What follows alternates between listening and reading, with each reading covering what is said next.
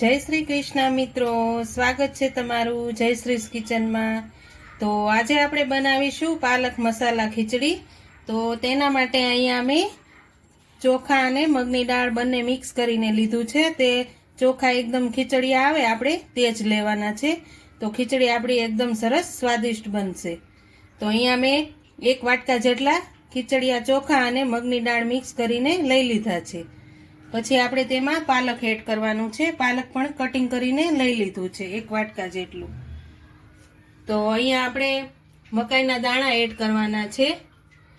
અહીંયા ડુંગળી છે, ટામેટું છે, બટેકા કટિંગ કરીને લીધા છે, લીલા ધાણા છે અને તેમાં આદુ મરચાં હું પેસ્ટ તૈયાર કર્યું છે અને થોડું લસણ એડ કરીશું।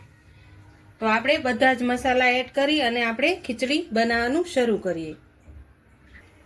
તો અહીંયા મેં 1 કુકર લઈ લીધું છે। હવે તેમાં આપણે ઘી એડ કરી દઈશું। આપણે ઘીથી વઘાર કરવાનો છે। 2 થી 3 ચમચી જેટલું ઘી એડ કર્યું છે।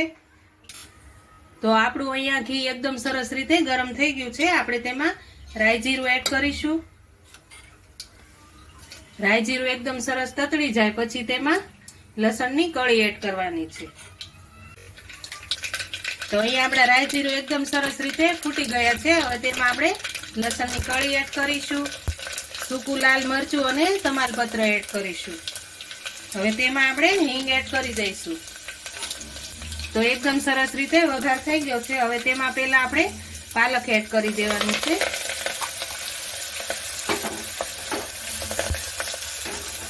આ રીતે મિક્સ કરી લઈશું। હવે તેમાં આપણે બધા જ મસાલા એડ કરી દઈશું। અહીંયા મકાઈના દાણા એડ કરશું, આદુ મરચાંની પેસ્ટ એડ કરી દઈશું, ડુંગળી એડ કરશું। તમે જો લસણ ડુંગળી ન ખાતા હોય તો સ્કીપ પણ કરી શકો છો। ટમેટા એડ કરી દઈશું, બટેકા। આ રીતે તમે મસાલાવાળી ખીચડી બનાવશો ને તો એકદમ સરસ ટેસ્ટી બનીને તૈયાર થાય છે। તો હવે આપણે બધા જ મસાલાને મિક્સ કરી લઈશું।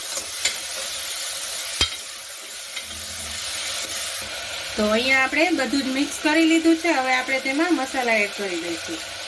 અડધી ચમચી જેટલી હળદર પાવડર એડ કરશું, સ્વાદ પ્રમાણે નમક એડ કરશું, 1 ચમચી જેટલો આપણે ગરમ મસાલો એડ કરશું, 1 ચમચી જેટલું ધાણા જીરું પાવડર। અહીંયા આપણે લાલ મરચું પાવડર થોડુંક જ એડ કરશું, મરચાં એડ કર્યા છે એટલે હવે આ બધા જ મસાલા મિક્સ કરી લઈશું। પાલક મસાલા ખીચડી ખાવામાં ખૂબ જ હેલ્ધી છે અને સ્વાદિષ્ટ પણ સારી બને છે।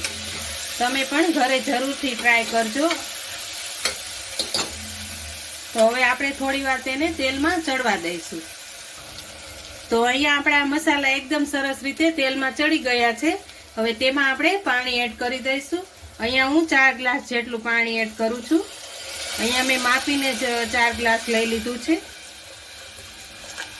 તો આ રીતે આપણું પાણી એડ કરી દીધું છે। પાણી ઉકળે ત્યાં સુધીમાં આપણે ખીચડીને ચોખા અને દાળ મિક્સ કર્યા છે તે આપણે ધોઈ લેશું। તો અહીંયા આપણું પાણી એકદમ સરસ રીતે ઉકળી ગયું છે। હવે અહીંયા આપણે ચોખા અને મગની દાળ મિક્સ કરી તે આપણે એડ કરી દઈશું। તો અહીંયા આપણે ચોખા અને દાળ બંને મિક્સ કરીને નાખી દીધું છે। હવે આપણે તેને 4 થી 5 વિસલ થવા દઈશું। તો અહીંયા આપણી 4 થી 5 વિસલ થઈ ગઈ છે। હવે આપણે ચેક કરી લઈશું।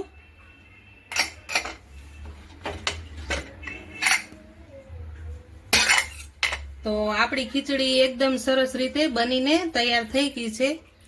જો એકદમ લચકાદાર બનીને તૈયાર થઈ છે પાલક મસાલા ખીચડી। તો હવે આપણે તેને નીચે ઉતારી લઈશું ને એક બાઉલમાં લઈ લઈશું। તો તૈયાર છે આપણી મસાલા પાલક ખીચડી। તો જો તમને મારી આજની રેસીપી પસંદ આવી હોય તો મારા વિડીયોને લાઈક કરજો, વધુમાં વધુ શેર કરજો ને હજુ સુધી સબસ્ક્રાઈબ ન કરી હોય તો પ્લીઝ સબસ્ક્રાઈબ કરી દેજો ને કોમેન્ટ કરીને કહેજો કે પાલક મસાલા ખીચડી તમને કેવી લાગી।